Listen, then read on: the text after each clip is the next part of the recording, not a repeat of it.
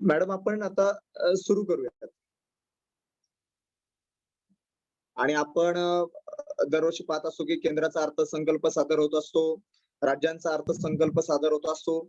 त्यासोबत विद्यापीठाच्या सिनेटमध्ये विद्यार्थ्यांचा जो काही सिनेट स्तरावरचा जो काही त्यांचा अर्थसंकल्प असतो तोही सादर होत असतो. आणि प्रत्येक कॉलेजला देखील बजेट एक तयार करावं लागतं आणि ते देखील ते त्यांच्या मॅनेजमेंटच्या समोर मांडत असतात. परंतु विद्यार्थी परिषद म्हणून आपण ज्यावेळी काम करत असतो, तर या सर्व कार्यकर्त्यांना, त्याचबरोबर सर्वसामान्य विद्यार्थ्यांना या अर्थसंकल्पातून काय मिळालं आणि येणाऱ्या वर्षभरामध्ये 6 महिन्यामध्ये या अर्थसंकल्पाच्या माध्यमातून नेमकं महाविद्यालयावरती काय बदल होणार आहेत, विद्यापीठावरती काय बदल होणार आहे आणि महाराष्ट्राच्या शैक्षणिक जगतामध्ये काय बदल होणार आहेत. तर ह्याच्यावरती आपण नेहमी विचार विनिमय करत असतो. परंतु हे अर्थसंकल्पीय अधिवेशन सादर झाल्यानंतर आपल्या कार्यकर्त्यांच्या मनामध्ये कल्पना आली, की आपण आपल्या कार्यकर्त्यांसाठी एखादं सत्र आयोजित करावं आणि अशा व्यक्तीकडून ते सत्र आपण ऐकावं, की ज्या व्यक्तीचा या सर्व विषयांमध्ये अभ्यास आहे. आणि येणाऱ्या कालावधीमध्ये ज्यावेळी आपण महाविद्यालयावरती जाऊ, ज्यावेळी विद्यापीठ कॅम्पसमध्ये जाऊ आणि सर्वसामान्य विद्यार्थ्याशी चर्चा करू, तर ह्या अर्थसंकल्पामधून सर्वसामान्य विद्यार्थ्याला काय मिळालं आणि ह्याच्यामध्ये काय बदल होणार आहे, तर ह्याच्यावर आवाज येतोय? माझा आवाज येतोय ना? हो, येतोय, येतोय. Okay, okay. हां. तर ह्याच्यामधून नेमकं काय मिळालं सर्वसामान्य विद्यार्थ्याला, तर ह्याच्यावरती देखील आपण चर्चा करावी. तर हा एक स्पष्ट हेतू आपण ठेवून या चर्चासत्राचं आयोजन केलेलं आहे. आणि हे पूर्ण जे चर्चासत्र जे चालवणार आहेत, तर त्या मॅडमचा मी आपल्या सर्वांना सुरुवातीला परिचय करून देतो. प्राध्यापिका अपर्णा दत्तात्रय कुलकर्णी. मॅडमचं एम-ए फिलॉसॉफी व एम-ए इकॉनॉमिक्स या विषयामध्ये पदव्युत्तर पर्यंतचं शिक्षण पूर्ण झालेलं आहे. तसेच economics analysis of participatory development in Maharashtra या विषयात विद्यापीठातून त्यांची काय पीएचडी नाही चालू आहे. हे चालू आहे. यापूर्वी त्यांनी saint Mira's college of girls Pune, S P college Pune, modern college Pune या नामांकित महाविद्यालयामध्ये अध्यापनाचं काम केलेलं आहे.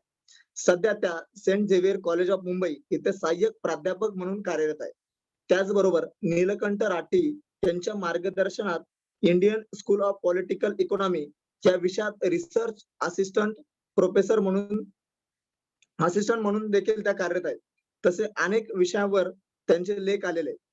लेख देखील प्रकाशित झालेले आहेत व monetary policy framework and challenges for Indian economy या critical analytics of sustainable industries of agriculture in India इत्यादी विषयावर त्यांनी रिसर्च देखील प्रकाशित केलेला आहे. मराठी अर्थ परिषदेमध्ये देखील त्यांनी रिसर्च पब्लिश केलेला आहे. त्याचबरोबर best research paper Tilak Maharashtra विद्यापीठाच्या गुरुदेव रानडे पुरस्कारासारख्या अनेक पुरस्कारांनी त्यांना सन्मानित करण्यात आलेलं आहे. त्याचबरोबर या चर्चासत्रासाठी आपल्यासोबत आपले क्षेत्रीय संघटन मंत्री देवदत्तजी जोशी, तसेच क्षेत्रीय सहसंघटन मंत्री रायसिंगजी, आपले राष्ट्रीय मंत्री प्रेरणाताई पवार, त्यासोबत सर्व प्रांत मंत्री, प्रांत संघटन मंत्री हे देखील आपल्यामध्ये उपस्थित आहेत. यानंतर मी रायसिंगजींना विनंती करतो की त्यांनी प्रास्ताविक करावं. रायसिंगजी. सर्वांना नमस्कार. आवाज येतोय माझा? हो येतोय. हो येतोय, आवाज येतोय. सर्वांना नमस्कार. आपल्याला आताच अनिलने सुरुवातीला सांगितलंच की 11 मार्च रोजी महाराष्ट्राचा अर्थसंकल्प सादर करण्यात आला. तसंच केंद्राचा सुद्धा अर्थसंकल्प 1 फेब्रुवारी रोजी सादर करण्यात आला होता. तर एकूण ते समजून घेण्यास शिक्षण क्षेत्रासाठी अर्थसंकल्पात काय काय तरतूद केलेली आहे ते जाणून घेण्यासाठी, ते समजून घेण्यासाठी या सत्राचा आपण विचार केला आहे. अपर्णा कुलकर्णी मॅम त्यांच्याशी मध्यंतरी भेट झाली होती आणि मग बजेट या विषयावर चांगली चर्चाही झाली आणि म्हणूनच असं ठरलं की आपण या विषयाला धरून एक सेशन आयोजित केलं पाहिजे. म्हणूनच मॅमनी काही प्रेझेंटेशन पण याच्यामध्ये तयार केलंय, वेगवेगळ्या विषयांची त्या माहिती सुद्धा देणार आहेत. आणि शेवटी आपण प्रश्नोत्तर पण, म्हणजे आपल्याला असे काही मुद्दे वाटत असतील की ज्याच्यामध्ये अजून आपल्याला अधिक माहिती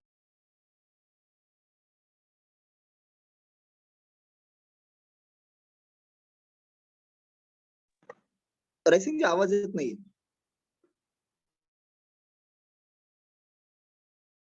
असेल तर अशी त्यांची माहिती घेऊ ऐकूया एकूण अर्थसंकल्प आणि मग त्याच्यामध्ये शिक्षण क्षेत्रासाठी काय काय तरतूद केल्या आहे. तसे सत्र खूप होत असतात असे.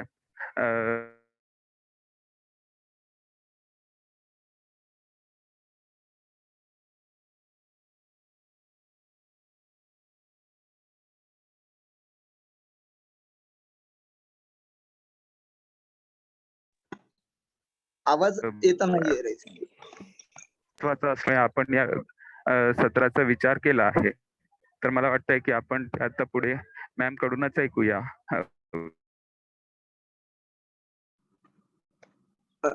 ठीक आहे रायसिंगजी, धन्यवाद. आपल्याला जर काही प्रश्न असतील तर ते आपण चॅट बॉक्स मध्ये टाकले तरी चालतील आणि शेवटी विचारले तरी चालतील. मी मॅडमना विनंती करतो की त्यांनी सत्राची मांडणी करावी.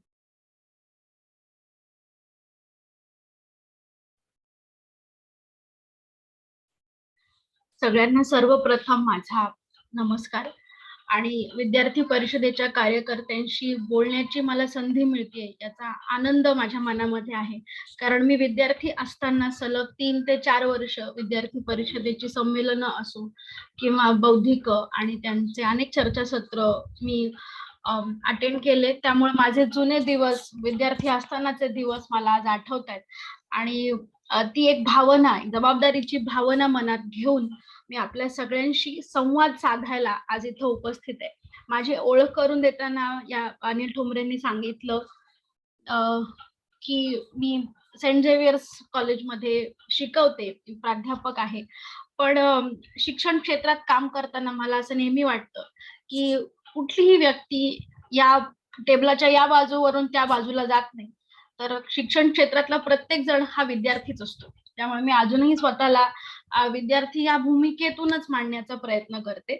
आणि आज हे जे चर्चासत्र आहे, म्हणजे महाराष्ट्राचा अर्थसंकल्प आणि शिक्षणासाठीची तरतूद, या चर्चासत्राचा जेव्हा आम्ही विचार करत होतो तेव्हा मला विशेष आनंद या गोष्टीचा वाटला की असं खूपदा होतं की केंद्र सरकारचा अर्थसंकल्प आणि त्याची मांडणी, त्याच्यावरची चर्चा ही सगळ्या स्तरांवरती होते आणि त्याचे इव्हेंट साजरे होतात. म्हणजे कॉर्पोरेट जगतामध्ये असो किंवा म्हणजे अकॅडमिक लेवलला, कॉलेजांमध्ये आणि सगळीकडे समाज माध्यमांवरती त्याच्यावरती खूप चर्चा होते. पण भारत हा एक संघराज्य व्यवस्था असलेला देश म्हणून जसं केंद्र सरकारच्या अर्थसंकल्पाकडे बघितलं जातं, तसं राज्य सरकारांच्या अर्थसंकल्पाचा विचार हा तेवढ्या प्रमाणावरती होत नाही. त्यामुळे महाराष्ट्राच्या अर्थसंकल्पावरती आपण विचार करावा आणि त्याच्या संबंधी काही चर्चा घडून आणावी, हा विचार रायसिंगजींच्या मनात आला आणि तो विचार आज आपण पूर्णत्वाला नेण्याचा प्रयत्न करणार आहोत. याचा मला म्हणजे खूप मनस्वी आनंद होतो आहे. कारण कुठल्याही संघटना किंवा त्या दिवसापुरतं त्या बजेटचं महत्व नसतं किंवा राज्य सरकारचा आणि त्यानंतर पुन्हा त्या शहर पातळीवर काम करणाऱ्या ज्या काही स्थानिक स्वराज्य संस्था असतात त्या सगळ्यांचे अर्थसंकल्प असतात आणि सगळे अर्थसंकल्प हे एकमेकांशी निगडीत असतात. आपल्यापैकी कोणाला इकॉनॉमिक्स जर चांगल्यापैकी माहित असेल तर तुमच्या लक्षात असं येईल की केंद्राकडून राज्याकडे आणि राज्याकडून स्थानिक स्वराज्य संस्थांकडे असा हा एक प्रवाह आहे. म्हणजे जे काही रेव्हेन्यू, जो महसूल गोळा होतो तो असा केंद्राकडून राज्याकडे आणि राज्याकडून मग स्थानिक स्वराज्य संस्थांकडे वळवला जातो.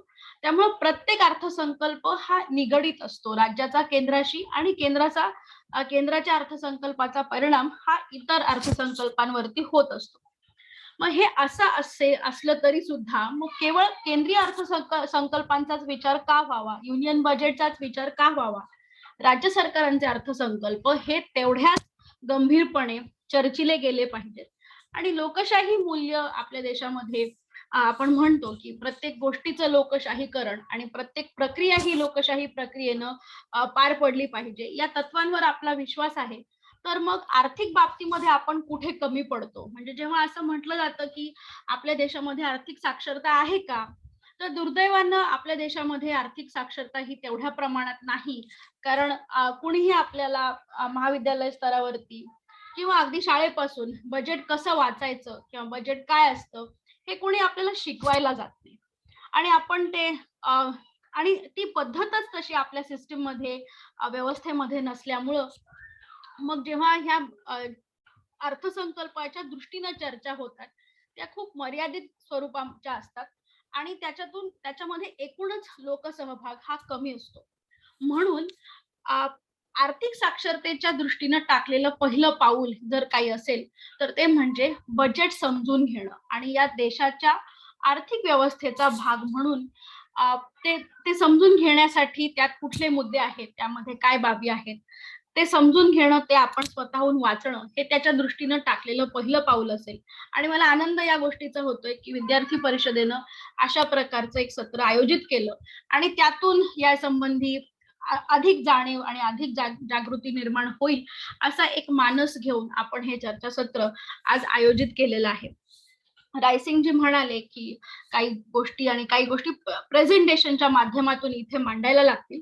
याचं एक स्पष्ट कारण असं आहे की अर्थसंकल्प हा शेवटी आकड्यांचा खेळ आहे आणि त्याच्यामध्ये असंख्य प्रकारची आकडेवारी असते, ती असायलाच हवी. आणि ही आकडेवारी समजून घेत आपल्याला अर्थसंकल्पाचा परिणाम आणि त्या परिणामाचा अभ्यास आपल्याला करायचा असतो.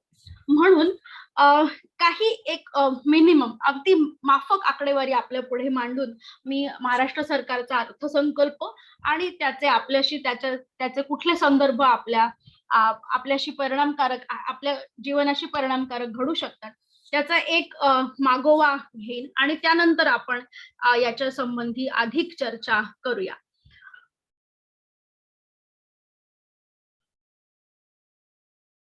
माझं स्क्रीन दिसतंय सगळ्यांना? हो, दिसतोय मॅडम. तर महाराष्ट्र सरकारचा अर्थसंकल्प आणि शिक्षणासाठी त्यामध्ये कुठल्या प्रकारच्या तरतुदी आहेत असा एक विषय सूत्र घेऊन मी आपल्या पुढे काही विषय आपल्या पुढे मांडणार आहे.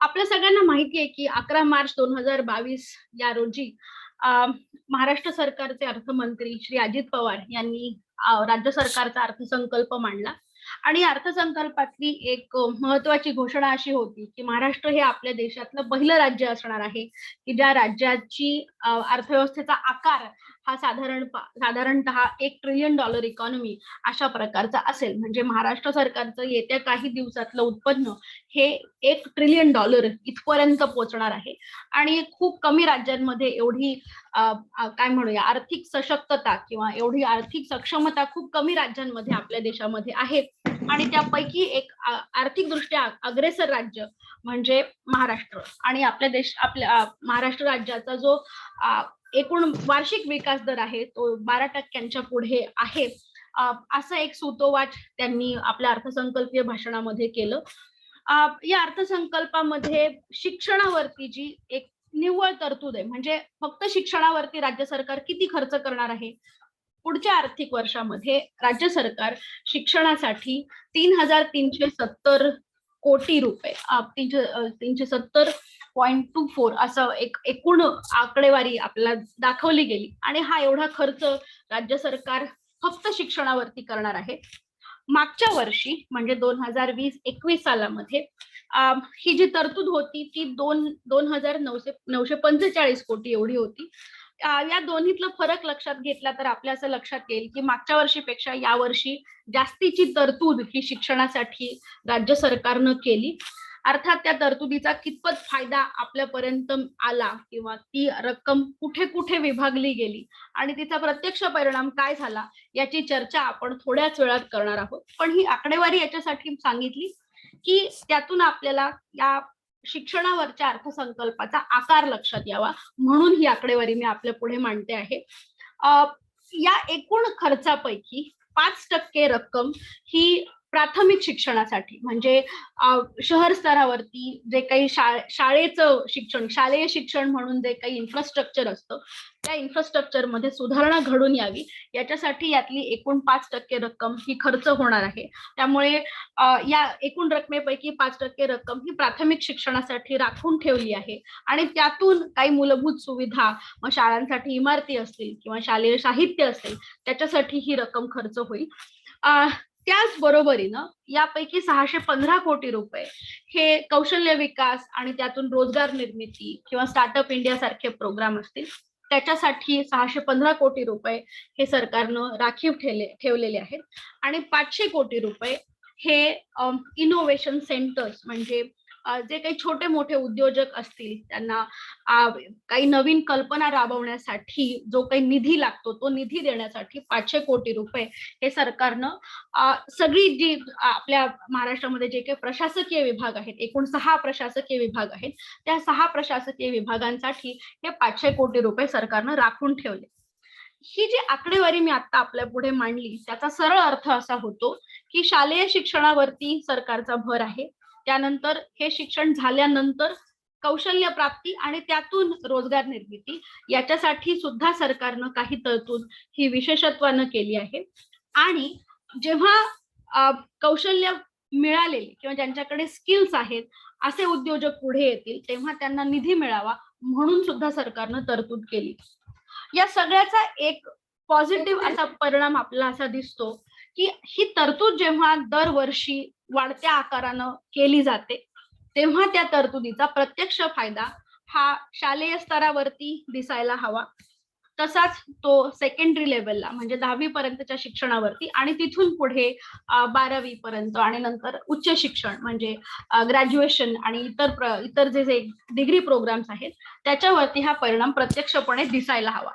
या अपेक्षेनं ही तरतूद केली जाते.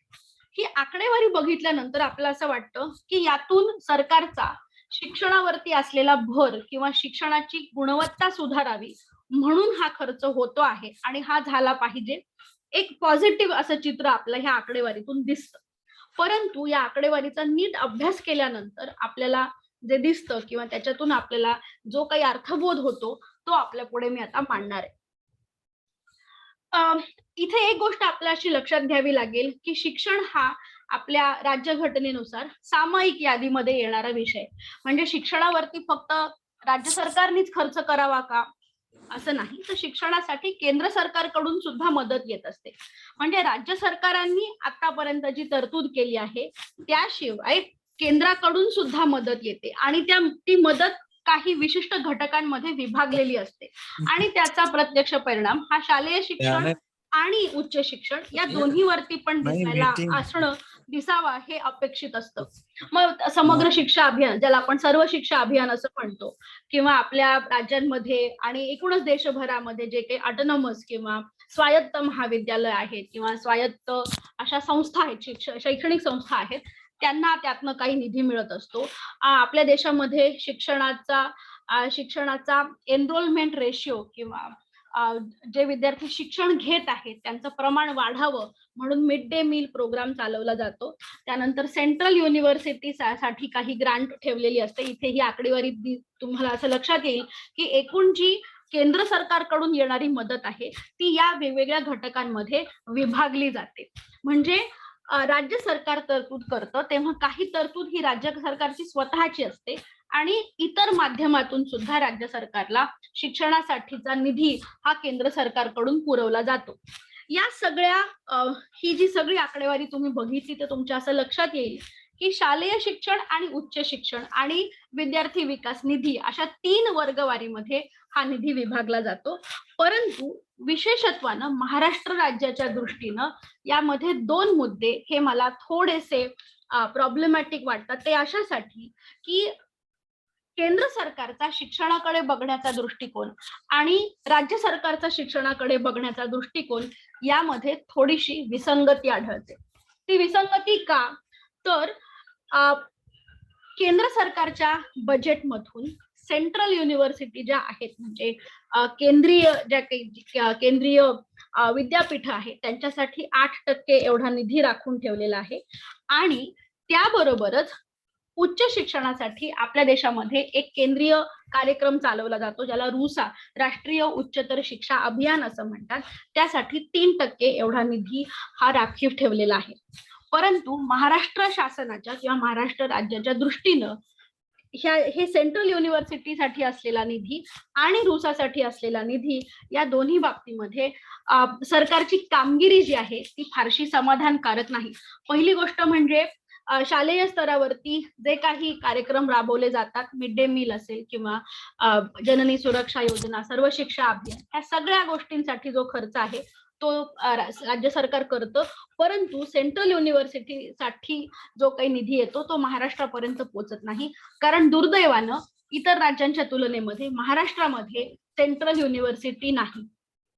आणि आपण जर अगदी जम्मू काश्मीर सारख्या राज्याचं उदाहरण घेतलं किंवा बिहार सारख्या राज्याचं उदाहरण घेतलं तर तिथे सुद्धा सेंट्रल युनिव्हर्सिटी आहेत, पण महाराष्ट्रामध्ये सेंट्रल युनिव्हर्सिटी नाही. त्यामुळे या निधीपैकी कुठलीही रक्कम किंवा कुठलाही फंड जो आहे तो महाराष्ट्रामध्ये येत नाही, कारण आपल्याकडे सेंट्रल युनिव्हर्सिटी नाही. हा पहिला मुद्दा. आणि माझ्या विश्लेषणाचा दुसरा मुद्दा की हे जे रुसा नावाचं मॉडेल आपण आपल्या देशामध्ये राबवतोय त्याचं राज्य स्तरावरती त्याचे परिणाम काय होतात किंवा राज्य स्तरावरती ते मॉडेल कशा पद्धतीने आपण राबवत आहोत आणि त्यामुळं आपल्या एकूणच शिक्षण संस्कृतीमध्ये काही बदल खरंच घडून येत आहेत का, आणि राज्य सरकार रुसा अंतर्गत येणारे सगळे कार्यक्रम हे त्या पद्धतीनं राबवतंय का, हा एक कळीचा मुद्दा मला गेल्या काही वर्षामध्ये जाणवतो. कारण उच्च शिक्षण क्षेत्रात काम करताना जे काही बदल दिसत आहेत, म्हणजे या गेल्या काही वर्षांमध्ये जो काही काय म्हणूया ऍटिट्यूडल चेंजेस दिसत आहेत, अप्रोच जो बदलतोय, त्या अप्रोच मधून असं लक्षात येतंय की रुसाचा जो कार्यक्रम आहे म्हणजे उच्च शिक्षणासाठी वाहून घेतलेली ही स्कीम आहे आणि मग उच्च शिक्षणामध्ये बदल घडवून आणण्यासाठी असंख्य प्रकारचे कार्यक्रम रुसा अंतर्गत चालवले जातात आणि प्रचंड निधी येतो. पण तो निधी खरंच खर्च होतो का, ह्या प्रश्नाचा विचार करत असताना एक गमतीशीर आकडेवारी मी आधी तुम्हाला दाखवते आणि नंतर आपण ह्या सगळ्या विषयाचा विचार करू.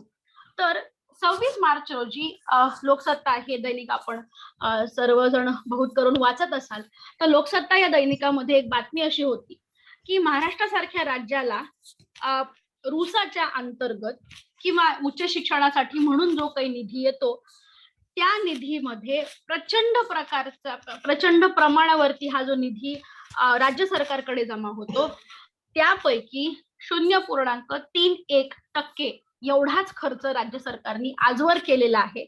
आणि राज्य सरकारांनी केंद्र सरकारला असं आश्वासन दिलं होतं की आमच्या बजेटच्या अर्थसंकल्पाच्या किमान 2% खर्च हा शिक्षणावरती होईल आणि तो खर्च शालेय स्तरावर असेल किंवा कौशल्य विकास आणि इतर प्रकारचे जे कार्यक्रम असतील त्यावरती हा खर्च होईल आणि रुसामधून येणारा फंड हा आम्ही पूर्णपणे वापरू असं एक आश्वासन राज्य सरकारने दिलं होतं. आणि त्या आश्वासनाच्याच बळावरती हा जो निधी आहे तो राज्य सरकारकडे वर्ग झाला होता.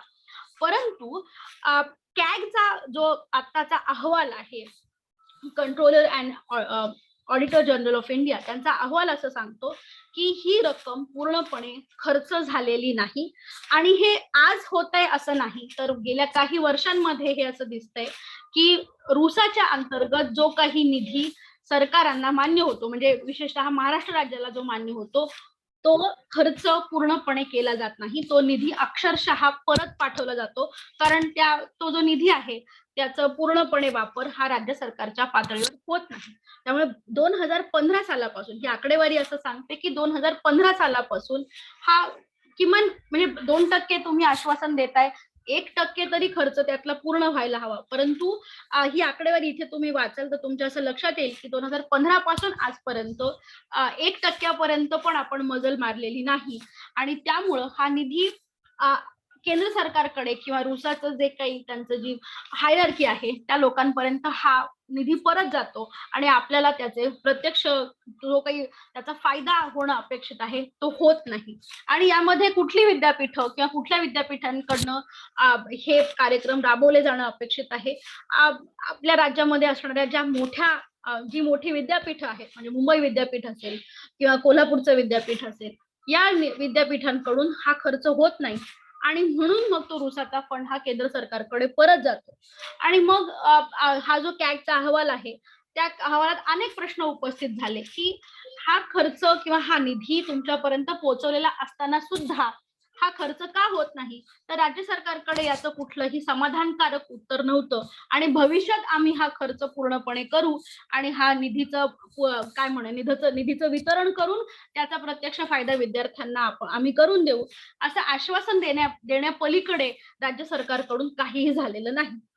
आता आपण काही इंडिकेटर्स घेऊया आणि त्याच्यातून आपण विचार करू की उच्च शिक्षण असेल किंवा शालेय शिक्षण असेल आणि त्यातून जो काही निधी राज्य सरकारांना मिळतो कुठल्या घटकांवरती हा खर्च व्हायला हवा जेणेकरून शिक्षणाची गुणवत्ता वाढायला त्याची मदत होईल. साधारणपणे आपण असं बघतो की आपल्या देशामध्ये ड्रॉप आउट रेट असेल म्हणजे बहुत करून जे काही असे निर्देशक आहेत की ज्याची सार्वत्रिक चर्चा होते म्हणजे समाज माध्यमांवरती असेल किंवा न्यूज चॅनल्स वरती असेल, पेपरांमध्ये असेल, शाळा कॉलेजांमध्ये जे इंडिकेटर्स किंवा ज्या गोष्टींची आपण चर्चा करतो ती चर्चा कुठली असते की शालेय स्तरावरती विद्यार्थी शिक्षण घेतात त्यांची टक्केवारी किती, त्यांचा एनरोलमेंट रेशो किती आणि तोच सेकंडरी एज्युकेशनला ते विद्यार्थी कंटिन्यू होतात का किंवा तिथे ड्रॉप आउट आहेत का, उच्च शिक्षण घेण्यापर्यंत म्हणजे डिग्री कॉलेज पर्यंत किती विद्यार्थी पोहोचतात, त्यामुळे हायर एज्युकेशनचा एनरोलमेंट रेशो काय आहे, तिथे ड्रॉप आउट किती आहे. हे झाले या सगळ्या हे जे निर्देशक आहेत त्याची साधारणपणे चर्चा सगळ्याच माध्यमांमध्ये सार्वत्रिक स्तरावरती होत असते. परंतु याच्या पलीकडे जाऊन असे काही निर्देशक आहेत की ज्याचा विद्यार्थ्यांच्या कौशल्य विकासावरती थेट परिणाम होत असतो.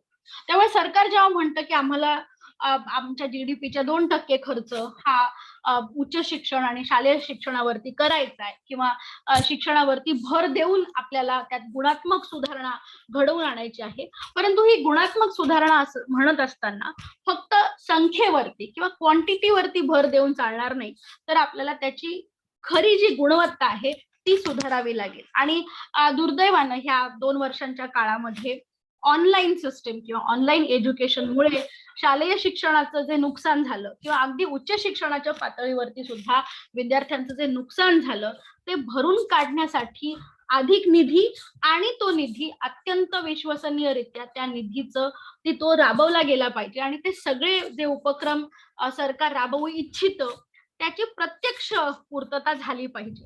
मग इथे तुम्हाला एक यादी दिसेल आणि तुमच्या असं लक्षात येईल की शिक्षणामध्ये आपल्या देशामध्ये प्रचंड प्रमाणात तफावत आहे. म्हणजे ती शहरी आणि ग्रामीण अशी केवळ भौगोलिक नाही तर मुलं आणि मुली अशा प्रकारचं जेंडर बेस्ड तफावत सुद्धा आपल्या देशामध्ये प्रचंड प्रमाणावरती आहे.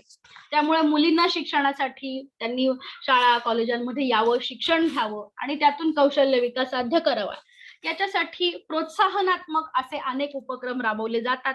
परंतु तरी सुद्धा मुलींच्या शिक्षणाच्या बाबतीमध्ये फार ड्रास्टिक किंवा खूप असे मूलभूत काही बदल होताना दिसत नाही. त्यामुळे इथे नमूद केलेला जेंडर पॅरिटी इंडेक्स असेल किंवा मुलींचा एनरोलमेंट रेशो असेल, तुम्ही ही आकडेवारी बघितली तर तुमच्या असं लक्षात येईल की त्यामध्ये फार मोठे बदल हे घडून आलेले नाहीत. आणि फार लांब न जाता मागच्या काही 3-4 वर्षांचा आपण जर अभ्यास केला तर तुमच्या असं लक्षात येईल की शिक्षणाचे जे काही संख्यात्मक निर्देशक आहेत त्या बाबतीमध्ये आपल्या राज्याची परिस्थिती जशाच तशी आहे. त्यामध्ये फार काही मोठे बदल घडून आलेले नाहीत. त्यामुळं इथून पुढे जर आपल्याला संख्यात्मक दृष्टीनं बदल हवे असतील किंवा त्यातून आपल्याला आधी संख्यात्मक आणि नंतर गुणात्मक बदल असा जर आपण क्रम लक्षात घेत असू तर त्यासाठी आपल्याला मूलभूत असं बरंचसं काम करण्याची गरज आहे. त्यामुळे हे सगळे जे संख्यात्मक निर्देशक आहेत ते असं दर्शवतात की गाव पातळीवरती किंवा ग्राउंड लेवलला असे खूप मोठे बदल झालेले नाहीत. त्यामुळं हे बदल अपेक्षित असतील, हे बदल व्हायचे असतील तर आपल्याला प्रचंड प्रमाणावरती काम करण्याची गरज आहे. मग हा निधी जो सरकार आज म्हणतंय की आम्ही 3,000 कोटी वगैरे आपण शिक्षणावरती खर्च करणार आहोत आणि मागच्या वर्षीपेक्षा या वर्षी हा खर्च अधिकचा आहे, त्यामुळे त्याचे सुपरिणाम दिसून येतील. तर ते परिणाम दिसून यायला आधी ही जी आकडेवारी आहे, ही जी संख्या आहे, आणि ही आकडेवारी आपल्या महाराष्ट्र राज्याचा जो काही आर्थिक सर्वेक्षण अहवाल आहे, याच वर्षीचा आर्थिक सर्वेक्षण अहवाल, त्यातूनच मी ही आकडेवारी घेतली आणि त्यातून असं लक्षात येतं की गाव पातळीवरती बदल होतच नाहीयेत. आपली परिस्थिती होती तशीच आहे. आणि असं असताना आणि आपल्याकडे आलेला निधी हा परत जात असताना आपण फक्त बजेटमध्ये शिक्षणावरती एवढा खर्च केला आणि तो मागच्या वर्षीपेक्षा जास्त आहे, अशी फक्त आकडेवारी सांगून हा बदल होणार नाही. तर त्यासाठी आपल्याला ग्राउंड लेवलला बरंचसं काम करावं लागेल. नंतर जेव्हा आपण असे काही निर्देशक हायर एज्युकेशन किंवा उच्च शिक्षणाच्या क्षेत्रामध्ये बघतो, तिथे ही परिस्थिती अशीच आहे. त्यामुळे आपल्या राज्यामध्ये असणाऱ्या कॉलेजेसची संख्या, राज्यामध्ये असणाऱ्या विद्यापीठांची संख्या, एनरोलमेंट रेशो यामध्ये सुद्धा फार काही मोठे बदल झालेले नाहीत. त्यामुळे परिस्थिती तशीच आहे. आणि मला असं वाटतं की याचं कारण असं आहे, ही जी परिस्थिती आहे, म्हणजे अगदी तळाशी जाऊन आपण बघितलं तर आपल्याला जशाच तशी परिस्थिती दिसते. याचं कारण असं की शिक्षण हे सरकारच्या प्राधान्यक्रमातच नाहीये. म्हणजे या ऑनलाईन शिक्षणाच्या काळात तर आपण बरेच अनुभव असे घेतले की सरकारला स्वतःलाच आपण शिक्षणाच्या बाबतीत काय करत आहोत याची कुठलीही जाणीव नव्हती. म्हणजे आज ते म्हणणार आपण परीक्षा ऑनलाईन घेऊ, उद्या म्हणणार ऑफलाईन घेऊ, आणि अगदी मुंबई सारख्या विद्यापीठांमध्ये सुद्धा अनेक महिने हा घोळ चालतो की आपला परीक्षा कशी घ्यायची हेच अजून ठरत नाहीये. आणि जर अशा परिस्थितीमध्ये, अशा गोंधळाच्या परिस्थितीमध्ये आपण शिक्षणामध्ये गुणात्मक सुधारणा व्हावी अशी अपेक्षा करत असू, तर मला असं वाटतं की आधी आपल्याला खूप आत्मपरीक्षण करण्याची गरज आहे आणि तरच त्यातून काहीतरी मार्ग आपण काढू शकतो. दुसरी गोष्ट अशी की सरकारच्या पातळीवरती, म्हणजे जे का आपण प्रशासन, शैक्षणिक प्रशासन असं म्हणतो, त्या पातळीवरती बघायला गेलं तर असं लक्षात येतं की आपल्या प्राधान्यक्रमात शिक्षण कुठेच येत नाही. म्हणजे शालेय शिक्षणासाठी मिड डे मील सारखा प्रोग्राम असेल, तिथे पैसा खर्च होतो, आणि जे काही नियमित खर्च आहेत, म्हणजे शिक्षकांचे पगार असतील, हे नियमित खर्च वगळता शिक्षणासाठीच जे भांडवल उभारणी करायला लागते, ते करण्यासाठी जी काही राजकीय इच्छाशक्ती आपण म्हणू, ती इच्छाशक्तीचाच अभाव असल्याचं आपल्याला दिसून येतं.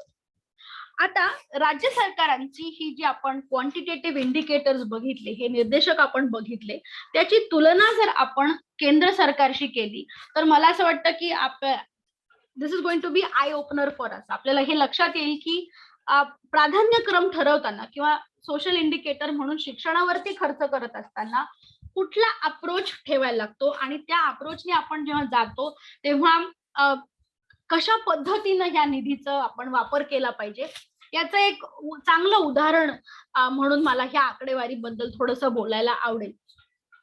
महाराष्ट्र राज्याचा अर्थसंकल्प आणि त्यातून शिक्षणासाठी होणारी तरतूद ह्या विषयाचा विचार करत असताना एक गोष्ट साहजिक अशी वाटली की अशीच तुलना आपण इतर राज्यांशी किंवा केंद्र सरकारशी केली तर आपल्याला काय दिसतं.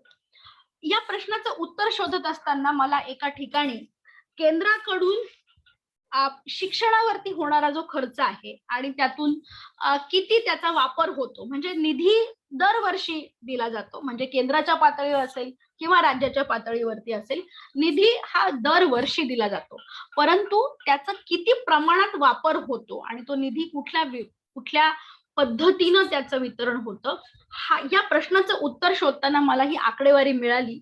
आणि त्यातून असं दिसतं की केंद्र सरकारकडून, म्हणजे युनियन बजेटमधून शिक्षणासाठी होणारा जो खर्च आहे तो 2010-11 पासून सातत्यानं तो 80% जास्त आहे, आणि विशेषतः 2014-15 पासून हा 90% जास्त आहे. म्हणजे जर तुम्ही 100 रुपये शिक्षणासाठी आपण खर्च करणार आहोत असा जर सरकारचा संकल्प असेल तर 90 पेक्षा जास्त रुपये हे दरवर्षी खर्च होतात. याचा अर्थ असा होतो की शिक्षणाच्या क्षेत्रामध्ये बदल घडवून आणण्यासाठी जे काही उपक्रम राबवले जातात त्या उपक्रमांची पूर्णपणे अंमलबजावणी ही केंद्र सरकारकडून होतीये, परंतु राज्याच्या पातळीला हा जो निधी आहे तो केंद्राकडून आलेला निधी हा तेवढ्या कार्यक्षमपणे वापरला जात नाही, असं किमान महाराष्ट्राच्या बाबतीत तरी आपल्याला होत असल्याचं दिसून येतं. मग अशी जर परिस्थिती असेल, म्हणजे तुम्ही हा जर शेवटचा कॉलम बघितला तर तुमच्या असं लक्षात येईल की हे पर्सेंटेज ऑफ युटिलायझेशन आहे. म्हणजे जो काही निधी असेल, अर्थात निधी खूप प्रचंड प्रमाणावरती वाढेल अशी दरवर्षी अपेक्षा करणं चुकीचं आहे, कारण आपण ज्या काही क्रायसिसच्या फेज मधून मागच्या 2-3 वर्षांमधून जात आहोत. कारण 2-3 वर्ष म्हणण्याचं कारण असं की मागच्या 2 वर्षांमध्ये कोविडमुळे आणि त्याच्या आधी आपल्या अर्थव्यवस्थेमध्ये मंदगतीनं विकास होत होता, ज्याला इकॉनॉमिक स्लोडाऊन असं म्हणतात. तो स्लोडाऊन आणि नंतर कोविड या दोन्ही कारणांमुळे शिक्षणावरती असेल किंवा इतर काही सामाजिक घटकांवरती होणारा खर्च हा खूप प्रचंड प्रमाणावर वाढला नाही. परंतु तो खर्च वाढत नसला तरीही जो काही किमान खर्च आपण करणार आहोत तो तरी पूर्णपणे केला जातो का? तर केंद्राच्या पातळीवरती या प्रश्नाचं उत्तर हो असं आहे. साधारण 90% जास्तच हा खर्च, 90-95% जास्त निधी हा केंद्राच्या स्तरावरती वापरला जातो. परंतु महाराष्ट्राचं उदाहरण घेतलं तर आपल्याला असं दिसतं की शिक्षण हा सरकारचा प्राधान्यक्रम नाही, त्यामुळे 1% सुद्धा आपला खर्च जाऊ शकत नाही आणि विशेषतः रुसामधून आलेली जी रक्कम आहे ती आपल्या राज्यामध्ये वापरली जात नाही. आणि दुर्दैवानं ही आकडेवारी आपल्याला हे दर्शवते. अजून एक प्रकारचा डेटा सेट तुमच्या पुढे मांडावा असं मला वाटतं. अर्थात बजेट आणि त्याचं विश्लेषण हा पूर्णपणे आर्थिक आणि सांख्यिकी खेळ असल्यामुळे ही आकडेवारी मांडल्याशिवाय मला माझे मुद्दे किंवा जे युक्तिवाद आहे तो करणं शक्य नाही. त्यामुळे जर तुम्हाला ही आकडेवारी पेचात टाकणारी किंवा थोडीशी ऑफ ट्रॅक अशी वाटली तर त्याबद्दल क्षमा, पण हे अशा पद्धतीनेच लक्षात घ्यावं लागतं, हा माझा आजवरचा अनुभव आहे.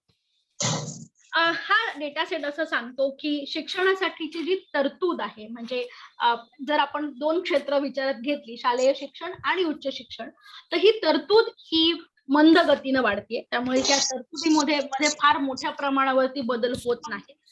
याचं कारण असं की मागच्या काही वर्षांमध्ये, विशेषतः मागच्या 2 वर्षांमध्ये जो काही अभूतपूर्व परिस्थिती निर्माण झाली, त्यामुळे शिक्षणावरती होणारा खर्च हा तसा मर्यादित स्वरूपाचा आहे.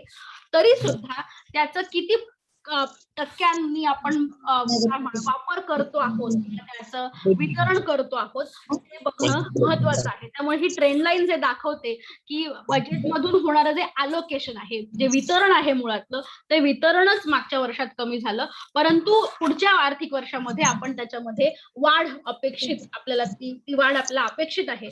त्यामुळे हा जो व्ही आकार आपल्याला दिसतो त्याचा अर्थ असा होतो की हायर एज्युकेशन, विशेषतः उच्च शिक्षणामध्ये हा खर्च कमी झाला, पण उच्च शिक्षणाच्या स्वतःच्या काही मर्यादा आणि स्वतःच्या काही गरजा असतात आणि त्या गरजांच्या पूर्ततेसाठी खूप प्रचंड निधी द्यावा लागतो. आणि अर्थातच ह्या 2 वर्षाच्या महामारीच्या काळामध्ये हा निधी पुरेसा पडला नाही, त्यामुळे आपला त्यामध्ये घट झालेली दिसून येते. परंतु पुढच्या आर्थिक वर्षामध्ये आपल्याला ती घट भरून काढून एक मोठी उडी घ्यायची असा एक मानस सरकारच्या एकूण याच्यावरून आपल्याला दिसतो. हा सगळा विचार केल्यानंतर आणि ही आकडेवारी मांडल्यानंतर शिक्षणाच्या क्षेत्रात अर्थसंकल्पाच्या दृष्टीनं काय इश्यूज आहेत किंवा कुठल्या प्रकारच्या अडचणी आपल्या समोर आहेत आणि त्यानंतर एक वेगळा विचार आपल्या समोर घेऊन यावा म्हणून मी रुसाबद्दल थोडंसं इथे विवेचन करू इच्छिते. विद्यार्थी म्हणून किंवा शिक्षक म्हणून या क्षेत्रात काम करत असताना बऱ्याचदा आपल्याला असं जाणवतं की आणि अर्थात सगळ्या सामाजिक शास्त्रांचा एक दृष्टिकोन असा आहे की शिक्षण ही सगळ्यांसाठी सार्वत्रिक पातळीवरती उपलब्ध असणारी गोष्ट असावी. म्हणजे शिक्षणासाठी तुम्हाला वेगळं काही करावं लागतंय आणि म्हणून ते आपल्याला दुर्मिळ आहे, मिळत नाहीये असं नसावं. तर शिक्षण हे सगळ्यांना सहज उपलब्ध असलं पाहिजे आणि त्यासाठी मुळात काय लागते तर ती लागते राजकीय इच्छाशक्ती आणि लोकसहभाग. ही राजकीय इच्छाशक्ती आणि लोकसहभाग नसेल तर शिक्षण हे महाग होऊन बसतं. आणि म्हणून आज आपण बघतो की मुंबई पुण्यासारख्या ठिकाणी आपण बघतो की प्रचंड प्रमाणावरती शिक्षणाचं हे प्रायव्हेटायझेशन होतंय. म्हणजे लोकांची पसंती ही प्रायव्हेट शाळांना जास्त आहे पब्लिक स्कूलपेक्षा आणि त्यातही जो काही अभ्यासक्रम लोकांच्या पसंतीचा आहे तो अभ्यासक्रम हा स्टेट बोर्डाचा नाहीये, तर तो एकतर सेंट्रल बोर्डाचा अभ्यासक्रम लोकांच्या पसंतीचा असतो किंवा ज्या काही विदेशी संस्था आहेत त्यांचा अभ्यासक्रम. म्हणजे ही जी तफावत आपल्याला दिसून येते किंवा त्यामध्ये आपल्याला जे काही क्वालिटेटिव्ह गॅप्स दिसून येतात, त्याचा अर्थ असा होतो की शिक्षणाच्या एकूणच गुणवत्तेबद्दल आपल्याला आता खूप गांभीर्यानं विचार करण्याची गरज आहे. आणि हाच मुद्दा रुसाशी जोडून मला काही गोष्टी इथे स्पष्ट कराव्याशा वाटतात. शालेय शिक्षणाच्या बाबतीत सर्व शिक्षा अभियानामुळे आपल्या देशानं खूप मोठी प्रगती साध्य केली. म्हणजे केरळ सारखं राज्य जिथे 100% साक्षरता आपल्याला दिसून येते आणि इतरही राज्यांमध्ये ही आर्थिक साक्षरता वाढताना दिसते आणि महाराष्ट्रासारख्या आर्थिकदृष्ट्या प्रगत राज्यामध्ये ही आर्थिक साक्षरतेच्या बरोबर आर्थिक साक्षरता सुद्धा त्या तुलनेमध्ये जास्त आहे.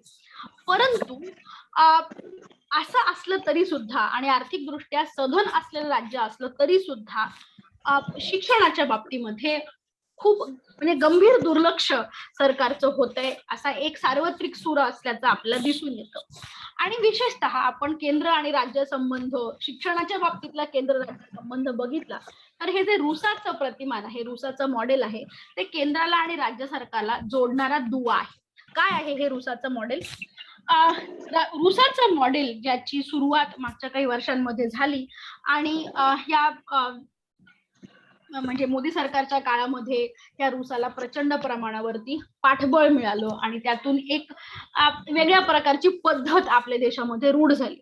रुसाचं मॉडेल नेमकं असं आहे की उच्च शिक्षणाच्या बाबतीमध्ये विदेशी संस्था किंवा विदेशातले जे विद्यापीठ आहेत त्यामधले जे काही गुणात्मक बदल किंवा त्यामध्ये गुणात्मक वाढ आपल्याला जी दिसते ती आपल्या देशामध्ये व्हावी आणि एकूणच रिसर्च कल्चर आपल्या देशामध्ये निर्माण व्हावं. म्हणजे मला असं नाही म्हणायचं की रिसर्च कल्चर नाही, परंतु ते रिसर्च कल्चर जे आपल्या देशामध्ये आहे त्यामध्ये वाढ व्हावी म्हणून त्याच्या अंतर्गत काही उपक्रम हे राबवले जातात.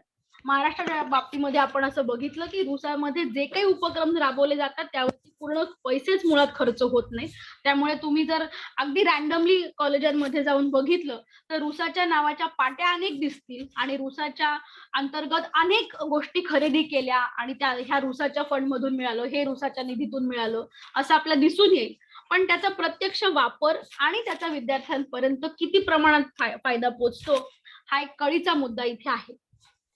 मुळात रुसाचं मॉडेल असं सांगतं की ज्या काही कॉलेजांना नॅक मधून चांगला दर्जा मिळतो, सलग 3 वेळेला ज्या कॉलेजांना A+ असा दर्जा मिळतो त्या कॉलेजांचं रूपांतर मॉडेल कॉलेजमध्ये होईल आणि अशा मॉडेल कॉलेजांना अकॅडमिक ऑटोनॉमी म्हणजे त्यांना स्वायत्तता देण्यात येईल. त्यामुळे त्यांचा अभ्यासक्रम त्यांनी ठरवावा, त्यांची परीक्षा त्यांनीच घ्यावी आणि त्यांचे निकाल असतील, त्यांचं स्वतःचं प्रगती पुस्तक असेल आणि मग ती अकॅडमिक ऑटोनॉमी ही नंतर फायनान्शियल ऑटोनॉमी किंवा ज्याला आपण आर्थिक स्वायत्तता म्हणतो अशी सुद्धा देण्यात येईल आणि अशा कॉलेजांना नंतर युनिव्हर्सिटी विद्यापीठ होण्यासाठी त्यांना ग्राह्य धरलं जाईल.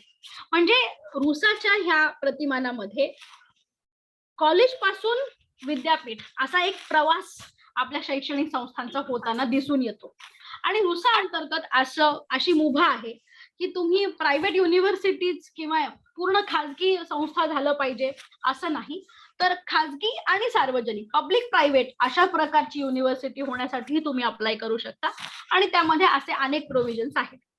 इथे एक धोका असा जाणवतो की रुसा अंतर्गत जेव्हा एखादं कॉलेज हे अकादमिक स्वायत्तता अकॅडमिक ऑटोनॉमी मागतं त्याचा अर्थ असा होतो की त्या कॉलेजमध्ये असणारे सगळे अभ्यासक्रम हे कॉलेज स्तरावरती ठरवले जातील आणि त्या अभ्यासक्रमांची अंमलबजावणी आणि परीक्षा पद्धती कॉलेजला ठरवता येईल.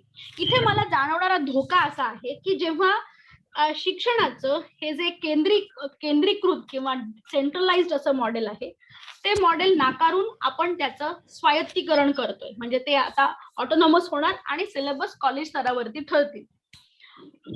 ध्येय धोरणांच्या दृष्टीनं किंवा आपली जी विचारसरणी आहे, देश म्हणून एक संस्कृती आहे, समाज म्हणून आपली काही धारणा आहे, त्या सगळ्या धारणांच्या बाबतीमध्ये हे जे कॉलेज पासून स्वायत्ततेपर्यंतचा हा जो प्रवास आहे त्यामध्ये काय परिणाम होतील याची खरंच मला मनस्वी भीती वाटते.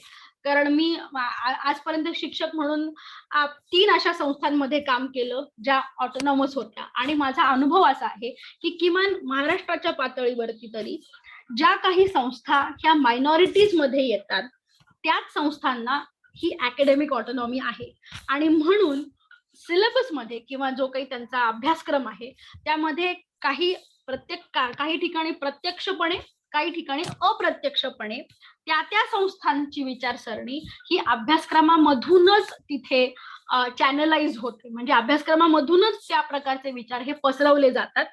त्यामुळे ही एक धोक्याची घंटा आहे. म्हणजे अकॅडमिक ऑटोनॉमी कुठलं कॉलेज कशा पद्धतीनं हँडल करेल हा एक धोका आपल्या इथे लक्षात घ्यावा लागेल.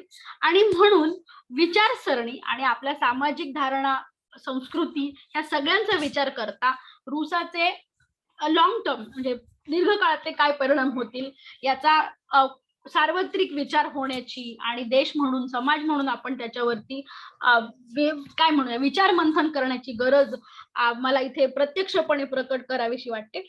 दुसरं म्हणजे रुसाच्या अंतर्गत केवळ अकादमिक स्वायत्तता नाही तर आर्थिक स्वायत्ततेचा मुद्दा सुद्धा येतो. पण ही आर्थिक स्वायत्तता आपल्यासारख्या देशाला परवडणारी आहे का? म्हणजे उद्या जर सगळे मॉडेल कॉलेजेस अकॅडमिकली ऑटोनॉमस झाले आणि ते पुन्हा फायनान्शियली ऑटोनॉमस झाले आणि सगळे युनिव्हर्सिटी म्हणून उभे राहिले तर त्या प्रत्येक अभ्यासक्रमासाठी असणारं फी स्ट्रक्चर, त्यानंतर तिथे होणारी शिक्षकांची नेमणूक आणि अभ्यासक्रम आणि त्यासाठी विद्यार्थ्यांना करावा लागणारा खर्च हे सगळं त्या युनिव्हर्सिटीच्या अंतर्गत येईल. आणि मग असं झाल्यानंतर ते जे फी स्ट्रक्चर आहे ते आपल्या देशातल्या लोकांना आपल्या देशातल्या विद्यार्थ्यांना परवडेल का?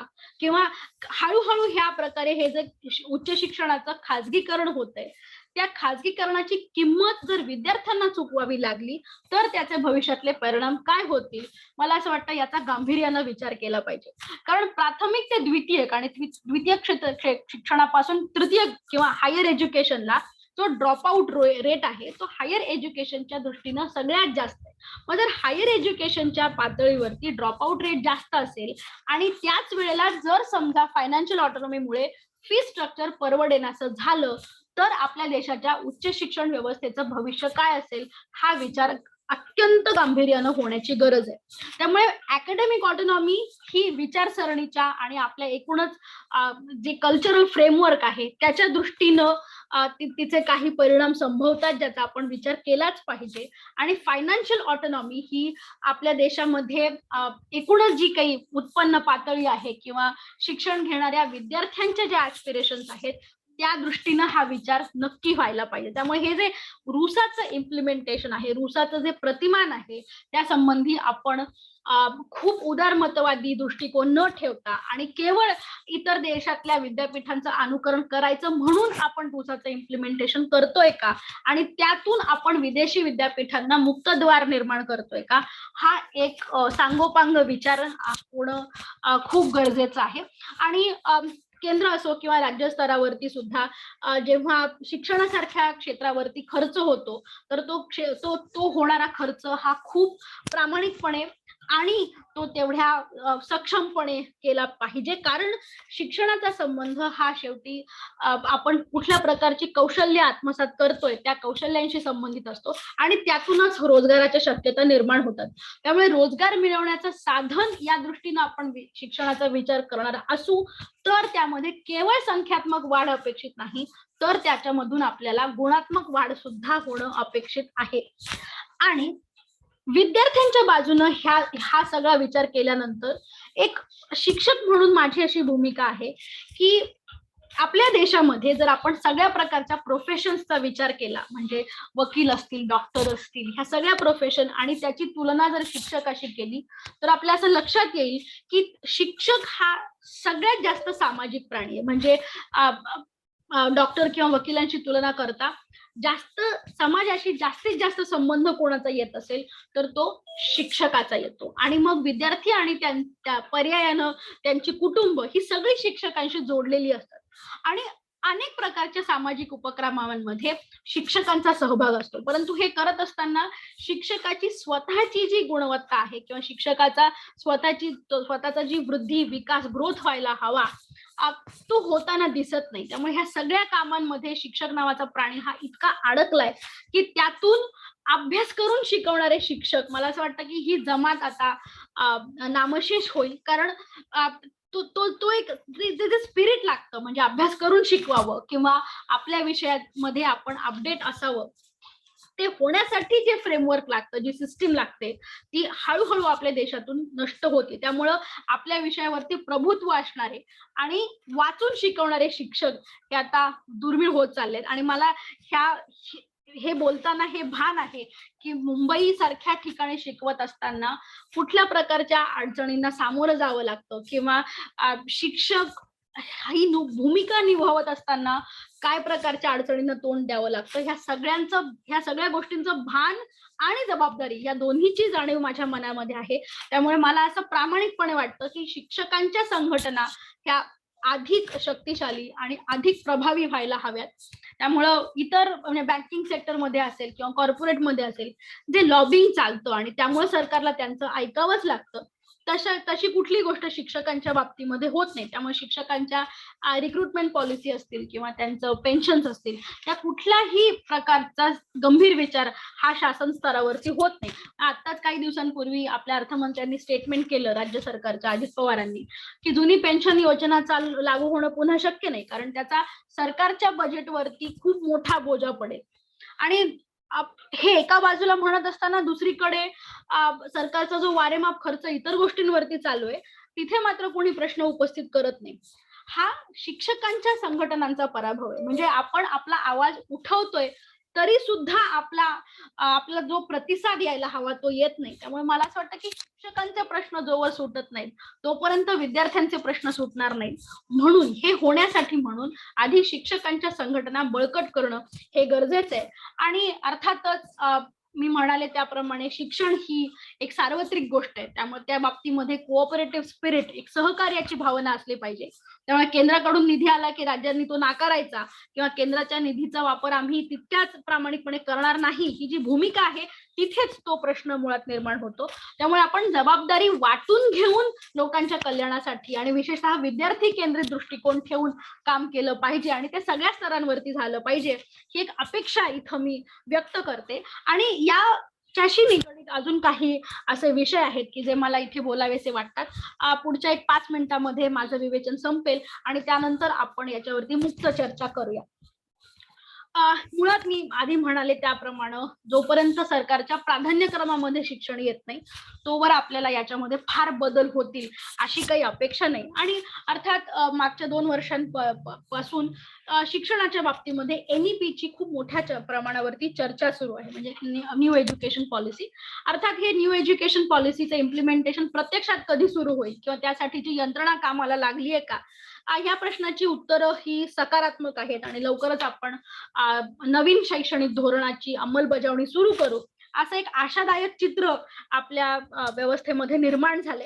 आणि या नवीन शैक्षणिक धोरणाची स्वतःची काही वैशिष्ट्ये आहेत. म्हणजे या धोरणानुसार भाषा शिक्षणाला प्राधान्य दिलं जाईल किंवा प्रादेशिक भाषांमधून शिक्षण घेता येईल आणि त्यातूनच काही मूलभूत बदल हे आपल्या व्यवस्थेमध्ये अपेक्षित आहेत.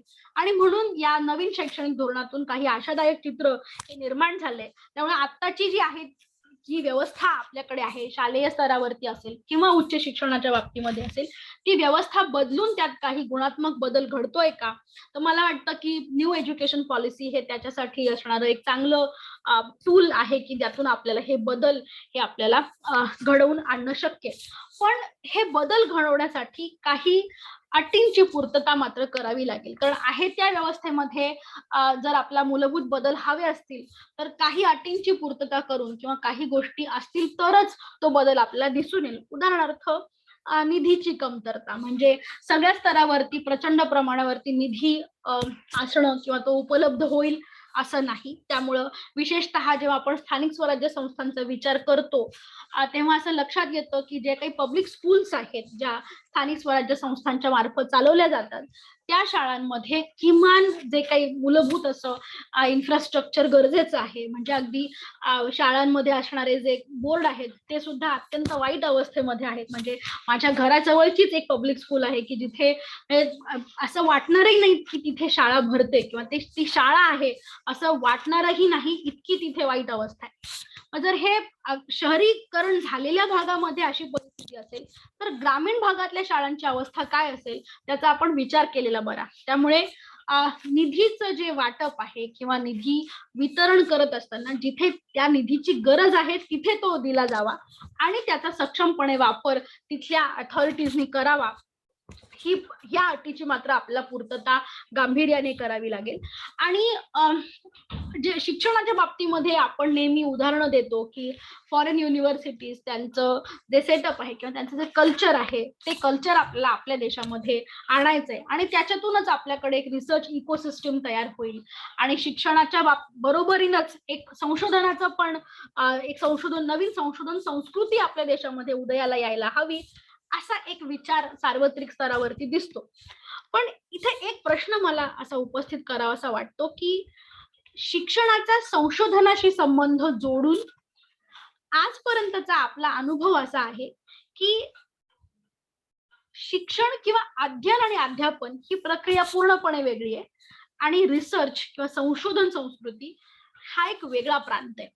त्यामुळे तुम्ही शिक्षकांकडून आणि विद्यार्थ्यांकडून शिकत असताना जेव्हा संशोधनाची अपेक्षा करता तेव्हा संशोधनासाठी लागणारी मूल्य आत्मसात करायला जो अवकाश लागतो किंवा त्याच्यासाठी जी काही मानसिक तयारी लागते तिचाच आपल्याकडे अभाव आहे.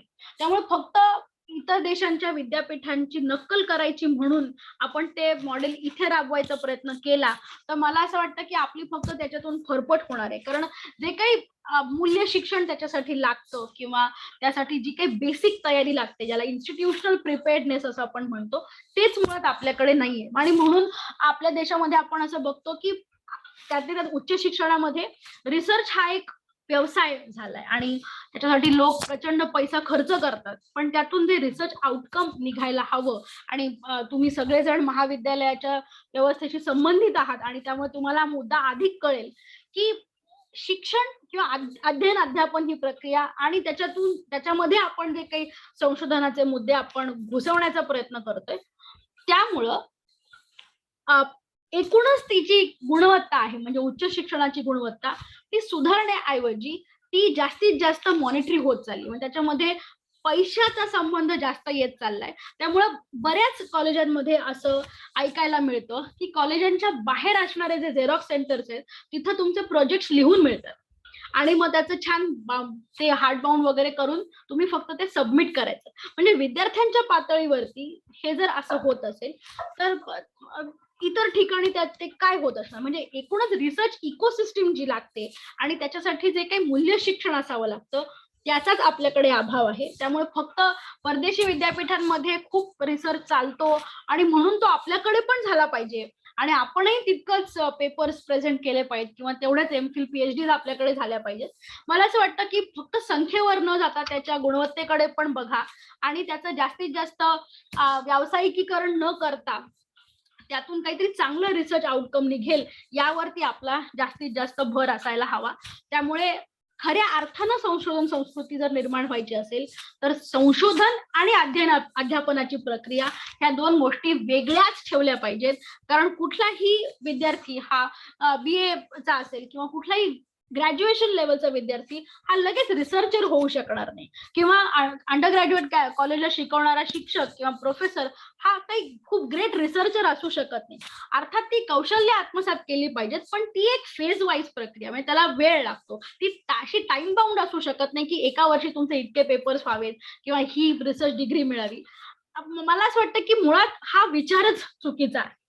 म्हणून विदेशातल्या विद्यापीठांचं अनुकरण करत असताना किंवा ते मॉडेल इथे राबवत असताना आपल्या जी इंडिजिनिटी आहे, जे आपले जे अंगभूत अशा प्रकारची व्यवस्था आहे, त्या व्यवस्थेतल्या मर्यादा, त्यातले कन्स्ट्रेंट्स लक्षात घेऊनच ते करावं आणि तो एक कॉशियस अप्रोच ठेवून आपण हे सगळं करावं, तरच आपल्याला काही गुणात्मक बदल हे येत्या काळामध्ये दिसून येतील. परंतु हे बदल होत असताना काही धोके सुद्धा इथे जाणवतात आणि ही धोक्याची घंटा मला वाटतं त्याच्याबद्दल काही थोडंसं विवेचन करून मी इथं थांबेन.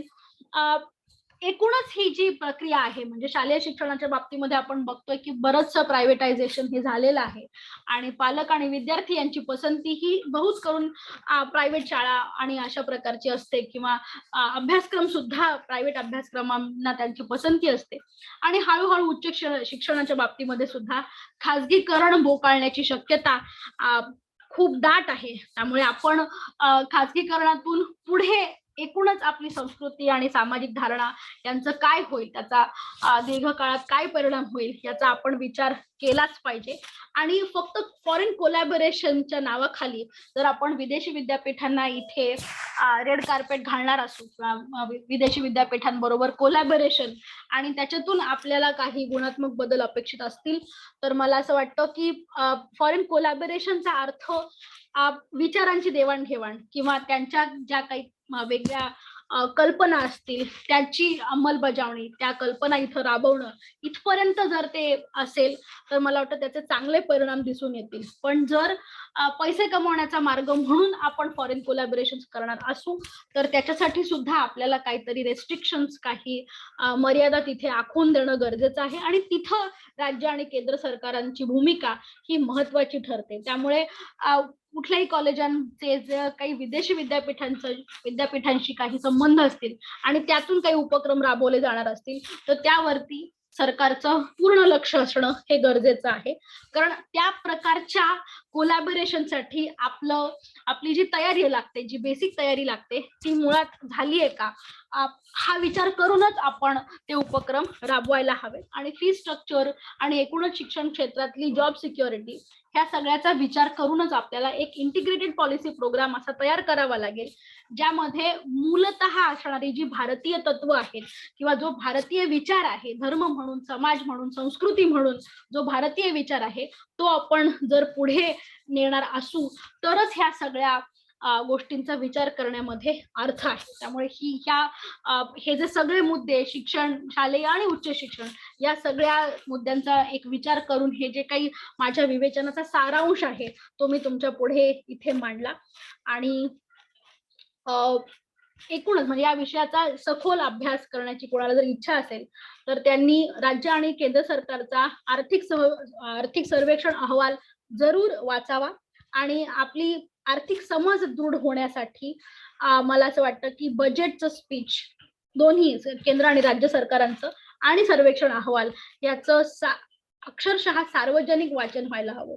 तरच नेमकं सरकारचा रोख काय आहे आणि समाज म्हणून आपण कुठे चाललोय हे आपल्याला कळायला मदत होईल. आणि शिक्षणाच्या बाबतीमध्ये राज्य सरकारांचे पण बरेच ई पोर्टल्स असतात जिकडे आपल्याला ही माहिती मिळते.